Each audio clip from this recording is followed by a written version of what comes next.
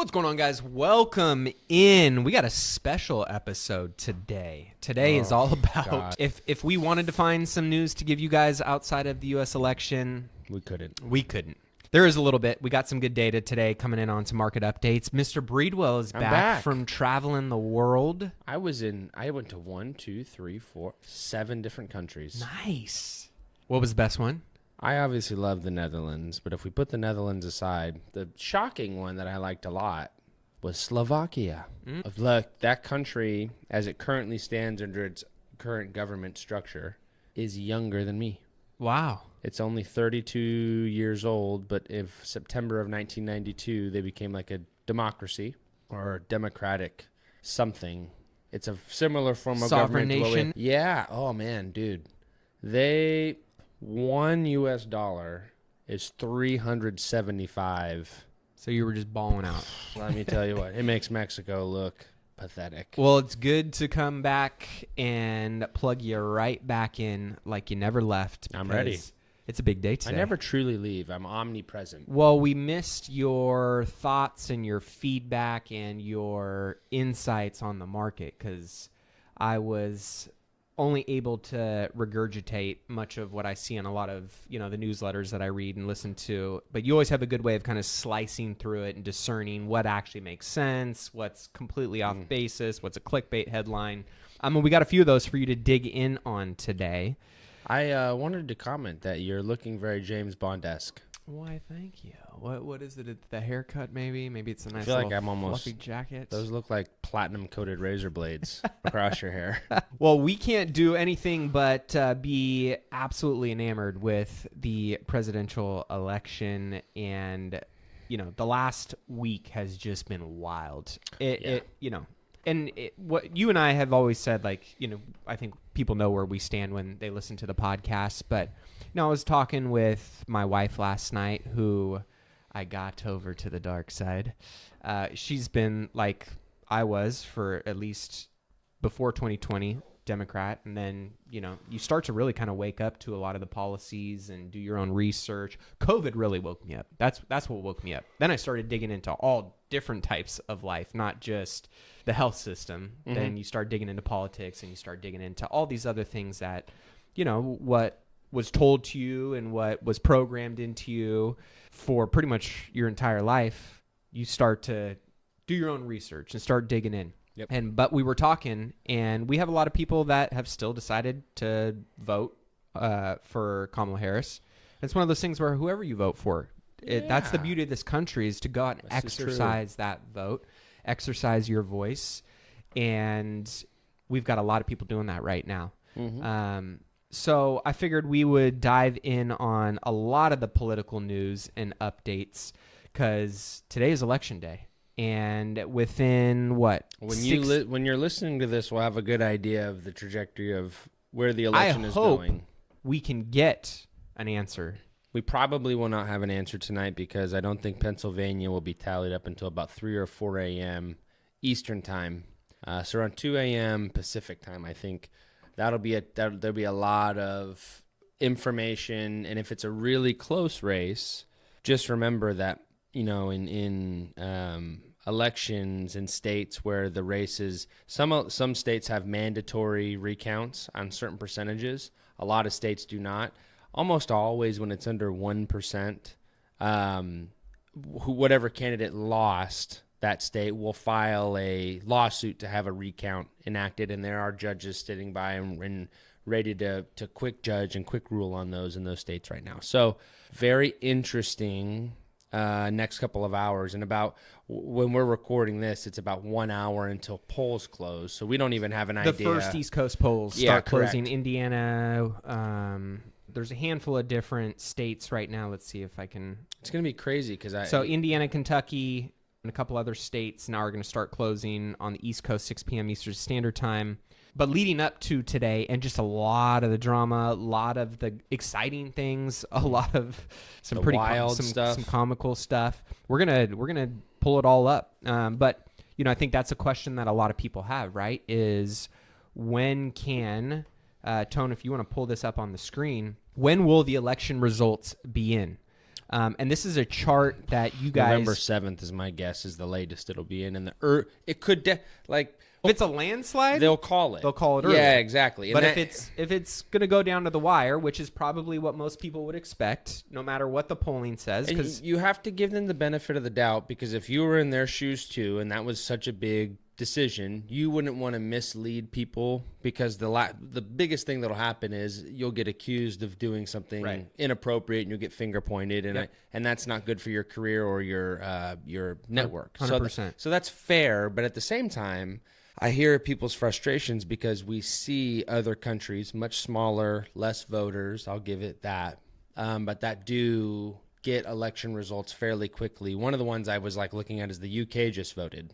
They literally have a countdown, and the second it ends, it's all up. It's immediately available. There's no questions asked. Right. So why can't we have that? It exists. It does exist, and it exists almost in even third world countries. We're not talking about UFOs here. There's no question. It exists. The technology exists right across the pond, and they just did it in their election. I watched a video. I don't know if you've seen the video clip where it said, "This is how UK elections work," and there was a timer, and it was on TV, and it counted down, and then it flipped. It had to the fucking vote how many votes came in, who got it, and then they do a really big balance of power where, it's you get this many seats for your party, and it's a big party system. Well, I just find it really odd that, every state can report election results the night of, but it just... Arizona is one of the slowest with 2 million people. It makes no sense. It magically... happens to be the exception for the 6 swing battleground states that always see the ones that are delayed Arizona or have and Pennsylvania. Issues. I just saw some news that came up today that at a polling location, there's been a lot of stuff coming out, by the way, and I will say this, the Republican National Committee, they've got over 500 lawyers, they've got poll watchers. Yeah. They've been so proactive. And they've Anytime been hitting weird, questionable stuff has come up, Supreme Courts have been overruling attorney generals and all kinds of stuff. So I think they're from what I've seen, doing the best they can to address some of these irregularities and concerns to keep it as free and fair and, instill that integrity that people just want to see. Hey, if we lost fair and square, right? Versus it being like you see, in Buck County. There was a quote-unquote water leak. Well, come to find out a couple years later after that happened, and that was where all of these magical votes came in, that big bump in the graph, right? The infamous graph that, Trump was way ahead, and all of a sudden there's this overnight massive spike. Was that I think that was Maricopa. That was no, that was on the East Coast. Okay, so Bucks is in, I think, or Bucks is in Pennsylvania. That's the big one right now. Correct. And so that one come to find out was a toilet plumbing leak. They said it was some massive main line. It wasn't. So there's a lot of stuff they wouldn't let people in, right? So now they're doing, I think, a better job. But then you see more stuff coming up. A polling location in Northville, Michigan has been evacuated due to a gas leak. We've heard different stories coming out today that there's been bomb threats at certain polling locations. FBI said those are, verified claims. Today, we saw a man was arrested at the Capitol after it was noted that he smelled like fuel, had a torch and a flare gun on him. So just crazy stuff coming out, right? Wow. But that being said, we've also seen a lot of proactive stuff happening with, the courts coming down pretty quickly with removing double votes or removing people that shouldn't be on, things like that. So it's good to see that kind of stuff. But I figured today we would, dive in on some of the crazy stuff that we've seen leading up to this last week. And, really it seems like if you turn on the main news media outlets, you got legacy media. I saw a statistic that it was Kamala Harris's coverage on legacy media has been 95% positive, and for Trump, it's been 92% negative. So depending on where you're getting your news, I think, Elon Musk put a tweet out, Tone, if you want to pull this up, just how legacy media is dying while X keeps hitting new all-time high usage records, becoming the number one source for real unfiltered truth. it's clear that citizen journalism is actually really rising right now, and a lot of people are getting their news. They're getting real-time feeds from, places like X versus, some of the old school ways of getting your news and the most up-to-date information. A lot of trust has been eroded there, and you can see NBC, ABC, CBS, a lot of the evening news viewership over the past 20 years, as you can see, is on a drastic decline. And I think depending on who ends up knowing what kind of coverage has been on legacy media of the two candidates, depending on who wins, if Trump wins, I think this is a big FU to the legacy media, because you've got people like Rachel Maddow. I'm going to pull up this video from her. I mean, you've got them straight up going in and lying about him flat out. When so many things have been debunked. They've been like, you can see another video that's the complete opposite of what they're saying. It's just unbelievable. I'm all about, this is a hard one for me, because there's a bug in the back of my head that says freedom of speech is important. Sure. But also, and I don't want to use I don't want to use the word misinformation, but when you lie in an influential, when you're lie blatantly, if you lie going you say something, but you're maybe you didn't have all your facts and your ducks lined up. I guess you're allowed to sue people, so I guess that makes it fair. But I really feel like everybody would be better off if it was just people. Insert your opinion. You can still tell the truth. Just insert your opinion on it. And I just don't get why both sides have. Yeah, of course. Yeah, and that's exhausting. So I'm very excited for today, because I'm looking forward to hopefully a good event, and then that to be kind of quelled. Well, here was an interesting soundbite. We've been hearing this over and over and over and over again. Trump is a threat to democracy. Trump is a threat to democracy. Oprah got on and said this: if he wins, this may be the last ballot you ever cast in your lifetime, right? They're literally claiming that he's a threat to democracy. And all the things that they've claimed of him, they have actually been doing to him the entire time. And this was a little quote today from ABC News and one gal from Trump's team. Take a listen. Talk about violence against political opponents. Let's talk about the fact that Democrats have been labeling President Trump a threat to democracy for the better half of 10 years. Let's talk about how they have compared him to Hitler, one of the worst mass murderers in the history of the world, and that Kamala Harris and Joe Biden weaponized the court system and the justice system in this country against Donald Trump in an attempt to imprison him. He sat through a courthouse for 7 weeks this past year, and the Democrats were hoping he would go to jail for it. That is real political violence that has led to 2 heinous assassination attempts on President Trump's life that, by the grace of God, he was able to escape, and he is here with us today. So yes, President Trump knows a little bit about political violence because he's experienced it himself. And talking about the tragic realities of war that Liz Cheney and her father, Dick Cheney, have got this country into is not political violence. It's talking about the reality of the foreign conflicts that the Washington, D.C. establishment have sold out young Americans to for decades. So it's just right, they've just done such a, and with Joe Rogan endorsing him last night. Yeah, yesterday I saw that. That was massive. Elon Musk was on the show yesterday, and he was kind of giving his final, hey, this is going to be the last free and fair election. And he laid out an exact plan that really kind of ties in with what has been foreshadowed and happening over the course of the last few years. And, they even are saying a lot of this stuff out loud. I mean, Rachel Maddow says, that if Kamala Harris wins, that essentially they're going to try and shut down X because of it being a disinformation chamber, and that the U.S. government must, destroy Elon Musk and all of his companies. Take a listen to this soundbite. I haven't seen the deportation. When the Defense Department and NASA are going to need a new arrangement for all their rockets and for all the multi-billion-dollar contracts Elon Musk's companies have with the U.S. government.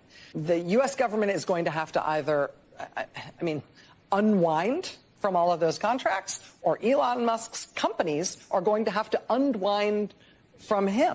This is an untenable reality in national security terms. Now that we know what we know about Elon Musk. Sorry, I thought the clip was done. But saying what she said, now that we know what we know about Elon Musk, what, you know that he doesn't agree with your viewpoints? Yes, that's all.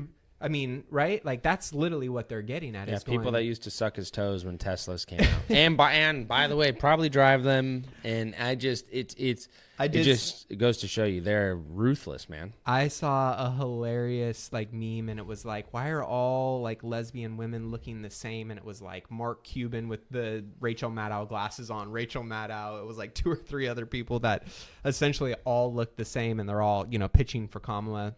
And speaking of Mark Cuban, they actually told him to stop. Like they asked him to get off interviews, stop tweeting, because he was actually hurting the campaign with all the stuff that he was saying that Trump doesn't surround himself with powerful and smart and intelligent women.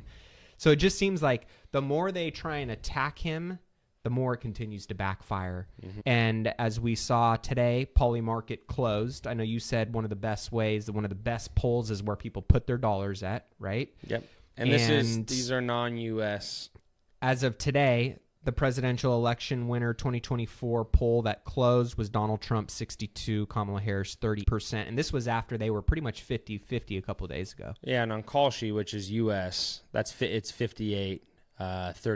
Okay. Or 58-42. Thank you. Sorry, 32 was on Poly Market. So yeah, both of them, at least on the Kalshi side, which is nice because that's all U.S. bettors. Yep. That just goes to show you where the money is going. That doesn't necessarily mean it's correct, just like polls aren't as fully accurate. But I would say this, people that are putting money on it, that typically holds more weight to me because there's more skin in the game. Yeah. It's one thing to tell people your vote. It's another thing to tell people your vote and then put dollars behind it. Yep. And so that to me holds weight, but doesn't necessarily give us a firm yay or nay.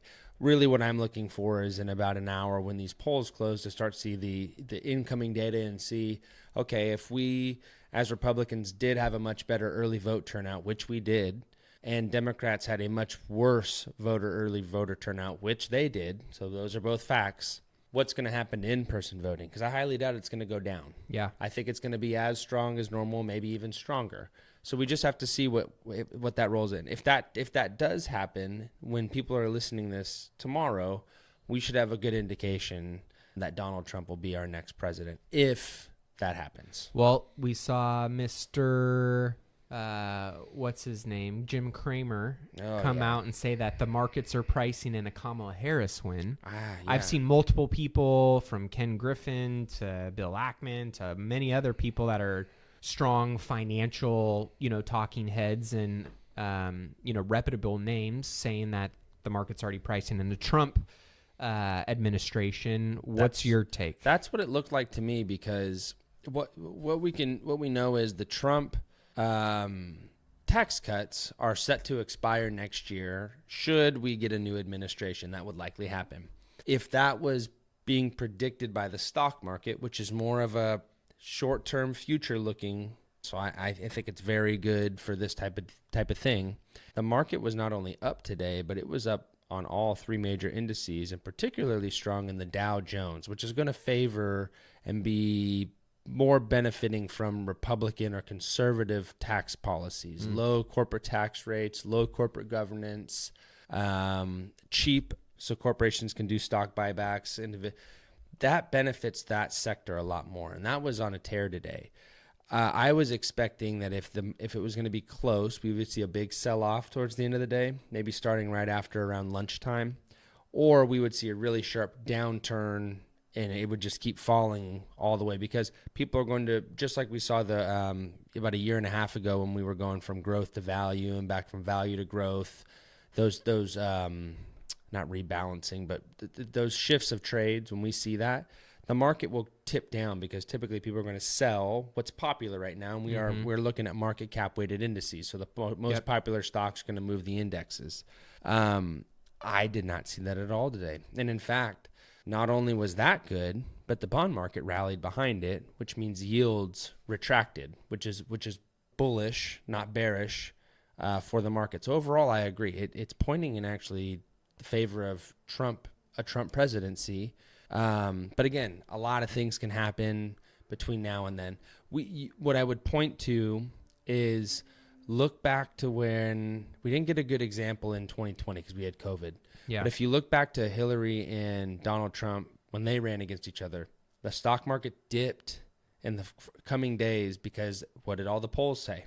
Yeah, Hillary Clinton was going to win. Yep. And then right when it started to look the other way, you saw a freaking rip up in the market. That typically is what happens when we get, and then this is in the now, not always, but for Republican candidates in the 2000s, their corporate policy is much more lenient. That's good for corporations, and corporations are what make up the stock market. So that to me, we don't have to get into the tax rate stuff because that's another thing, but that to me is also another indicator that points to that. So I would say we have about a 60% chance right now of a Republican presidency, which is great. Which is right in line with what the money markets are saying, right? Yeah.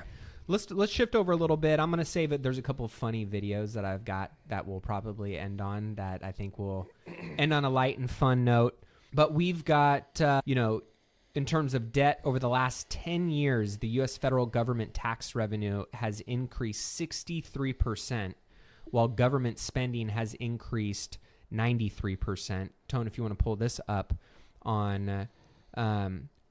Yeah, the whole reason why is because a lot of people are like, we're paying all these money for this money from, we don't see all these improvements. Correct.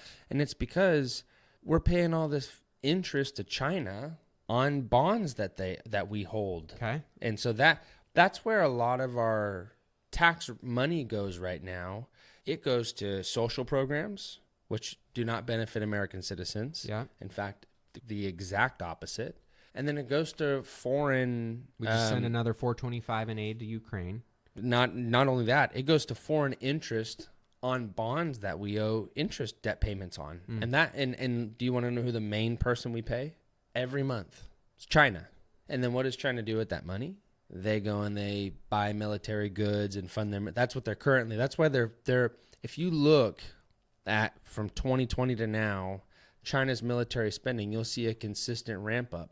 And the reason is when we printed all that money, we borrowed a lot of or sold a lot of bonds to China. And when we sell bonds, that's actually not good for us. We get the money. That's great. We owe interest on that money consistently. That's the coupon rate on the bond. We're a debtor. We're in debt to a foreign country, and a foreign country that doesn't really think very highly of us, no matter what politically they say. Yeah, right. So that's a really big problem. For a lot of reasons from a national security standpoint, but also it's very ineffective for our dollar. We're spending money to fund somebody that is working trying against us. Correct. Yeah. It's completely a vicious circle of shit. And that's where the majority of our tax payment dollars federally are going. Then you boil it down to the state level. A lot of it's going to social programs, especially in blue states on the coasts. So will Trump's tariffs proposal make sense or no? And absolutely it makes sense, because I know most of us that are listening to this show weren't alive, but that's how we used to do it. There was no income tax prior to World War I. We didn't do that. Yeah. We got all of our tax revenue from tariffs. I was a different time in a different market, a different world back then, I agree, and it probably has to be done differently today. But we should just do a flat tax on everybody, like sales tax, a flat sales tax. So when you purchase goods, that can go back to the government. I think that's an okay. I don't think we can get rid of taxes completely anymore. We're just too long in the tooth of having them. But we can get rid of a lot of taxes that we don't need. Yeah. And tariffs can replace that. Because I promise you, once we put tariffs on goods, tariffs that exist on goods that we currently purchase will go down, so that maybe they can moderate that. Or, just so you know, foreign company can do business domestically in the United States, produce that same good in the United States with U.S. workers, and avoid the tariff. So it incentivizes job creation, and it incentivizes companies like IBM, like Taiwan Semiconductor, who just got done with their factory and are ahead on their production for semiconductors and small chip pieces that we need for the future. All that just needs to happen within our borders, and then there is no tariff. Yeah. So what it does is it says, hey, if you want to do business with us, you need to do it on our terms, and we can throw that weight around because we're the largest. We have purchasing power, but in a way that Americans are consumers. So a lot of businesses want Americans to purchase their products as they 100%. consume. Yeah. So we have that weight to throw around. We have states like ours that have very large economies and are kind of ingrained in the world economy as a whole. So we have some advantages. Tariffs, I think, will work. They have to be done a little bit different than I think what Trump has said. You can't just go slap a bunch of tariffs on everything and then just get rid of income tax. I don't think that'll work. It's not a Band-Aid on a hairy leg. But there's a way to go about it that we can add tariffs strategically on goods such as imported cars, because we pay massive tariffs on cars from other countries already. So why don't we charge tariffs on our cars that they want to import to their country? Yeah. So it'll all come in line. I think the thing is people are like, oh, we can't do that. That won't work because they haven't seen it done. We just have to do it. Yeah. And what people will notice is people will bitch and moan all the way until it happens, and that the countries will pay tariffs. So we're expecting Fed cut rates on Thursday. In the next couple days. Yep. Former Cleveland Fed President Loretta Meister indicated a likely 25 basis point interest rate cut during the upcoming Federal Reserve meeting this Thursday, citing a significant drop in inflation and a stabilized unemployment rate. At 4.1%, the U.S. labor market showed a disappointing increase of only 12,000 non-farm payroll jobs in October, far below the expected 113,000, which some analysts attributed to temporary factors like hurricanes and strikes. Despite this, economists believe that the Fed will perceive the labor market as softening enough to justify the rate cut, with many anticipating it could stimulate the cryptocurrency market, particularly Bitcoin. We're hearing, a lot of people talk about the fact that this unemployment rate being, in line with expectations, but it's still marking the lowest number of U.S. jobs added since July of 2021. Any concerns on that? I mean, August was revised down by 81,000. September was revised by 31,000. It was, 12,000 jobs added in October, below 106,000 in expectations. Is the labor market cooling, and is this kind of economy worse off than they're letting on? No, because they pretty much for a long time since COVID, they've been revising jobs down reports. But to this level? And is even that just sometimes the more. MO of this administration, or is that the MO of every administration? It's It not an seems like MO. It's been pretty egregious under this administration. It's just because there's a lot of temp government jobs, and so when they have to remove those those pop off, and then they revise them down, and so that the problem is the reporting is not up to date with how the reporting on the data that we perceive is not up to date on how the data is ran. So somebody has figured a workaround to say, hey, we can add a bunch of government jobs because they still report these certain government jobs on private payroll sectors, because we're giving the money from the government to a third party to then pay. Even though it's a government job, it's a government contract, it's technically paid. But so they're circumventing that. What really needs to happen is, no, we're not going to report that. And the current administration is going to be behind encouraging things like that, obviously, because it makes the economy look better than it. Yeah, exactly. Is it a cause for concern? No. Unemployment could go up, and that would be a good thing. So it's not a bad thing at all. What happens is we want unemployment to go up a little bit, but it looks like unemployment is steady or going down. But in reality, it's not, because when we get the numbers revised, you're like, okay, there really wasn't any jobs added, or we actually lost 100,000 jobs. Yeah. So the number just keeps doing like this. It's not actually going up. It looks like it goes up, and then it gets revised back down. Yeah. Now, with GDP was forecasted to be 3.3% this last quarter, but it came in at 2.8%. Still hot fire. That's great. Economy seems to be slowing a little bit. Fine. S&P 500 market cap now makes up almost 50% of the world GDP, which is amazing, right? I guess that's a good thing, right? There's that power. If there was any, market consolidation, I would want it to be in the U.S. And that's the S&P. That's the S&P 500. We still have two other major indexes that trade here on the New York Stock Exchange. Now, at the same time, there still are some hot areas of the economy in terms of inflation. About 25% of households spend more than 95% of their monthly income on necessities. That was a report that came out per Bank of America. So when this election is all said and done, are we going to see some turbulence and the economy shift for the worse? Has it been being propped up based on a lot of this data that says, yeah, but it's still good because of these things?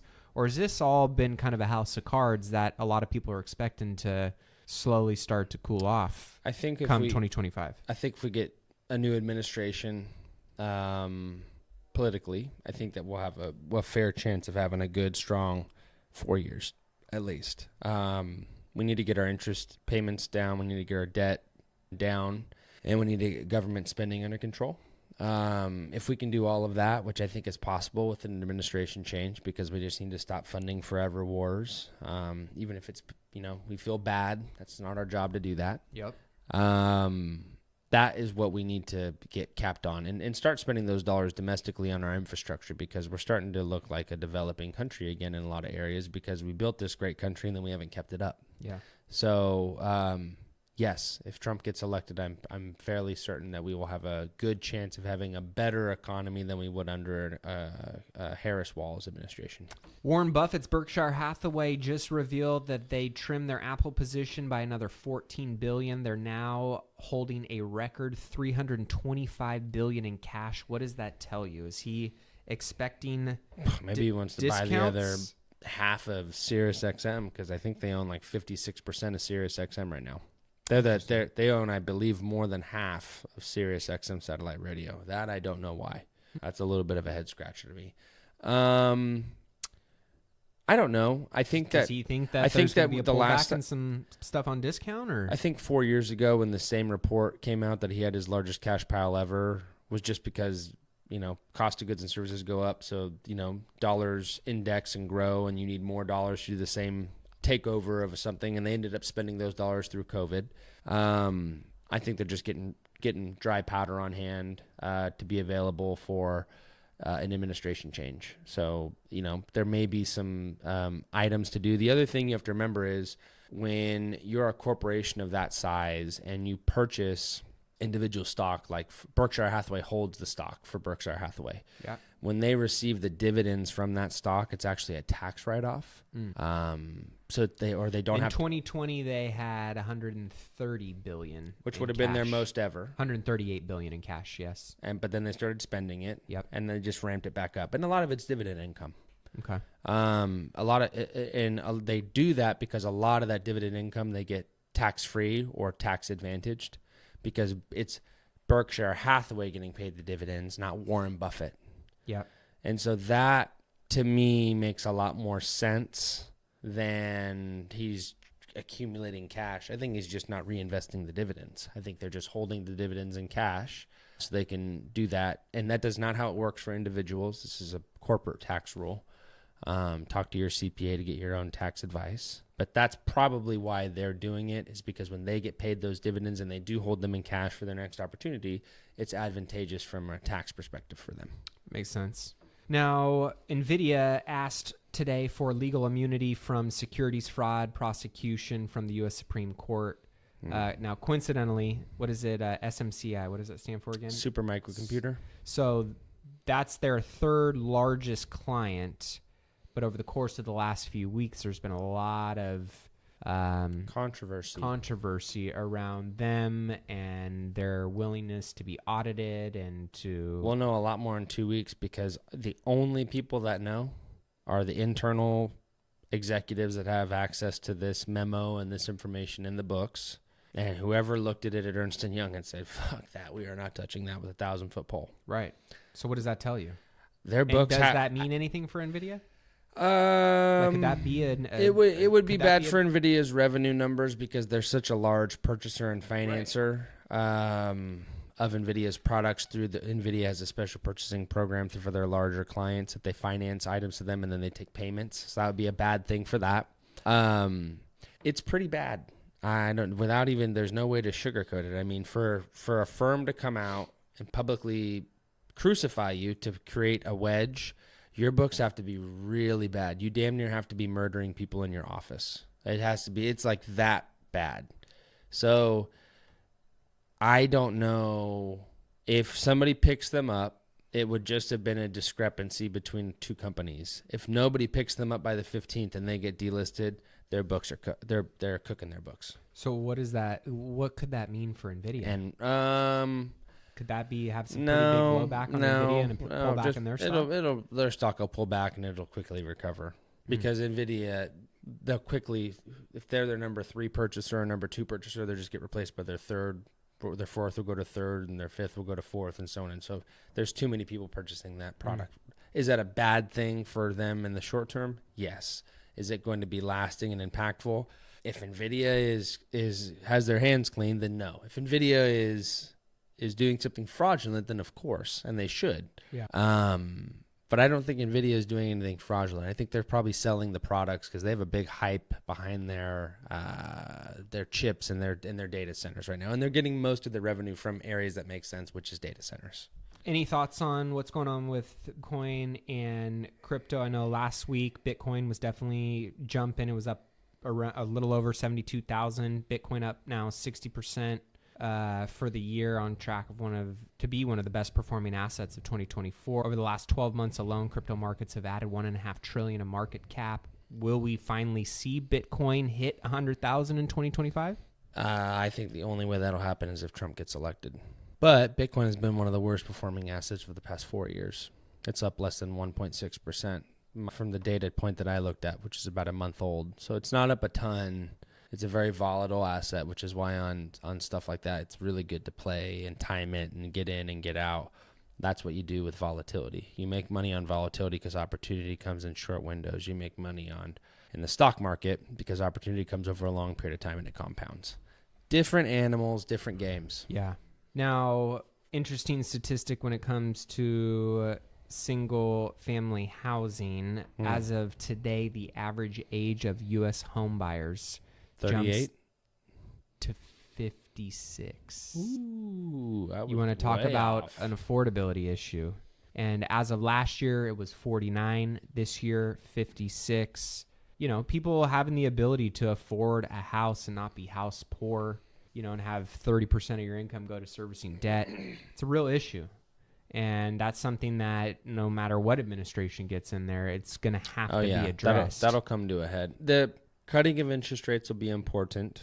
Yes. But even then, I mean, dropping 50 basis points and it jumping back over 7, you know, 2 weeks later.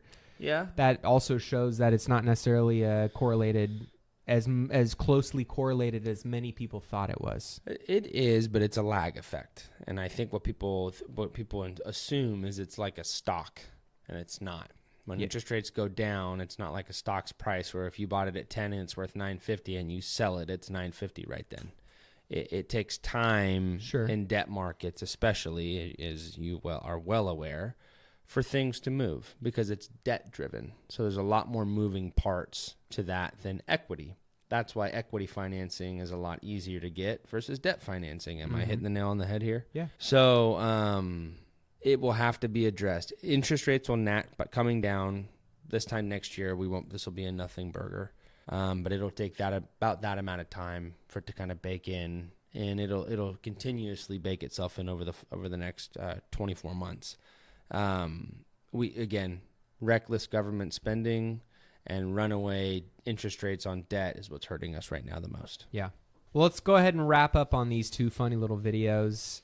I figure we'll pull this one up first, or maybe we'll got a couple here.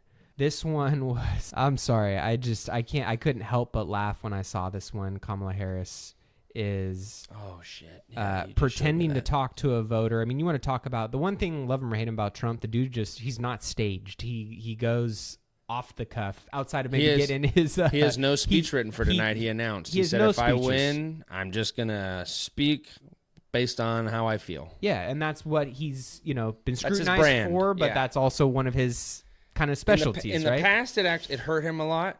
I think over the last 10 years, he has honed that skill. Especially after he got shot. There's been a different sense of humility in the assassination attempts. Like, he's not as aggressive and angry. Well, and I think, he was popular as a TV personality for getting the oohs and ahs. That's his brand. And then he realized, I need to get oohs and ahs, but in a way of stoicism versus, criticism. Yeah.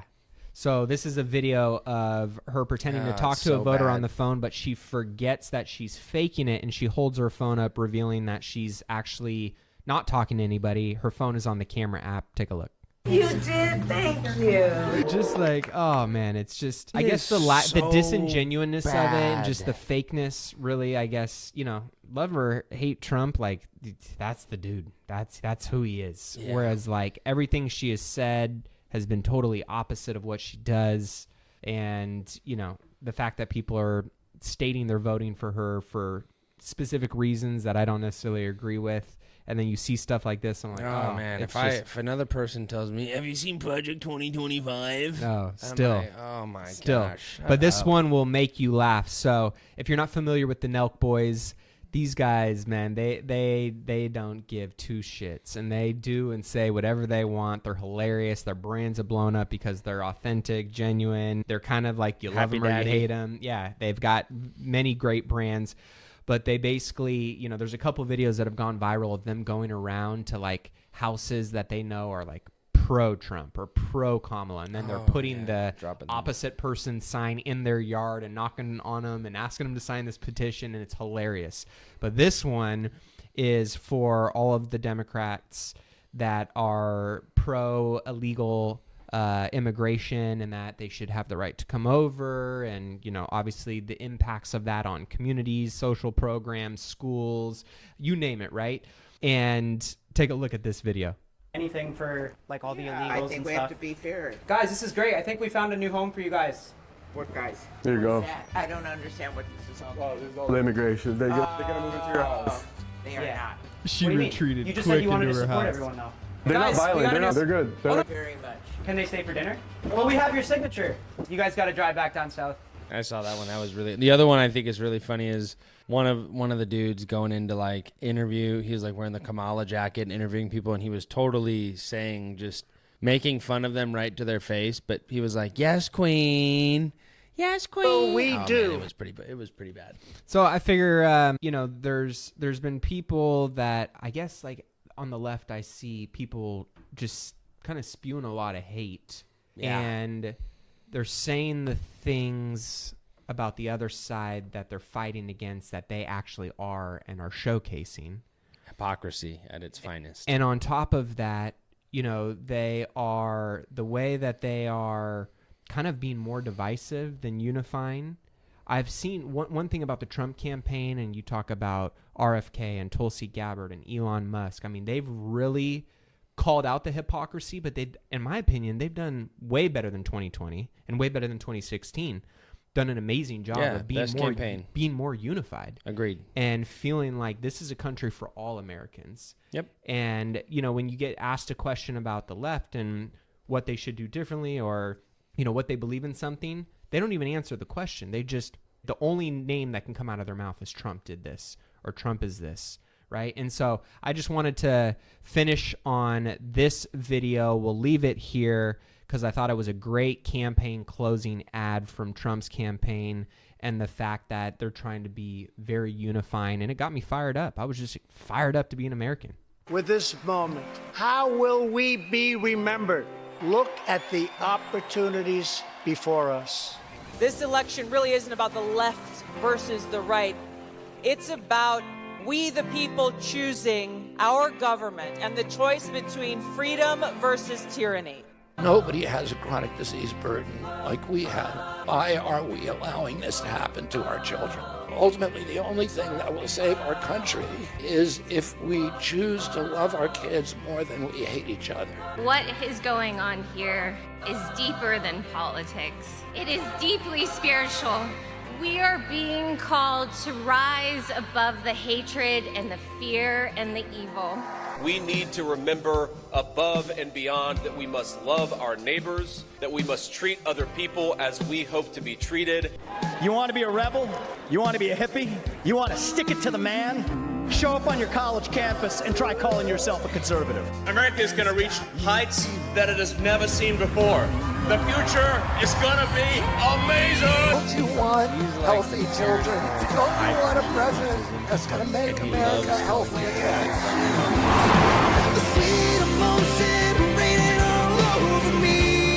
I come to you today as a former Democrat. I will be a first-time Trump voter tonight. The people dreamed this country, and it's the people who are making America great again. I just thought that was just an That was a awesome great video. one. The way Yeah. they closed that out, it was just like unifying. I don't know how Elon is so damn funny. He literally doesn't.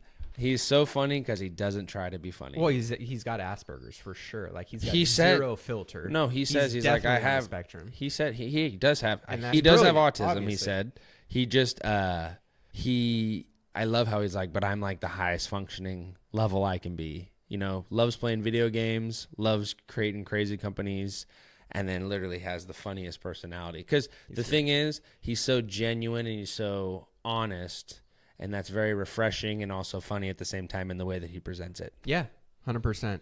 So wishing you guys a happy election day, and in general, you know, I think one of the final messages, I posted this on my Facebook a long time ago. You don't need to pull it up, Tone, but this was something that I posted this in 2020, and I said, no matter who wins, I'm still going to win. I truly believe that. No matter what the outcome is, I'll continue to fight for what I believe in, stand for what I stand for. I'll always look to help others around me. I'll continue to operate with integrity, and I'll continue to bet on myself, always. Nothing changes for me based on who wins an election, except for maybe the rules or the strategy of the game we're playing. Adapt, whether I like the outcome or not. I will never give power to one person as if they hold the keys to my destiny, and neither should you. Mm-hmm. And so that's my closing thought for today, is no matter who's in there in a week or come 2025, right, is you still are the dictator of what your life and your future can look like. And that's the most empowering thing I think people can take away from. Don't give the power to other people, right? Whether it's your financial future, right? Whether it's your health, whether it's your marriage, like, don't look outward for it to be healthy and whole. You're the one who's going to create that. And that's ultimately what I think is a great message for everybody to take away heading into what is going to be an exciting end of 2024. Here we go.